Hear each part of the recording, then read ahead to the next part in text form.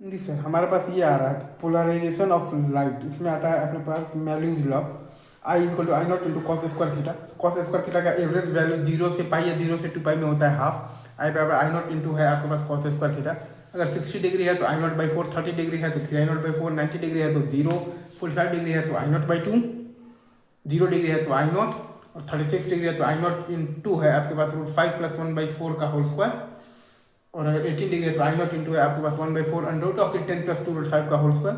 15 degree है तो I naught into है आपके पास रूट 3 प्लस 1/2 रूट 2। तो ये सारे आपको काम करना है। मेन आपके पास फॉर्मूला आता है पोलराइजेशन ऑफ लाइट में, मेलूज लॉ में I is equal to I naught into आता है आपके पास कॉस स्क्वायर थीटा। और कॉस स्क्वायर थीटा का एवरेज वैल्यू 0 से 2 पाई या 0 से पाई में आता है हाफ।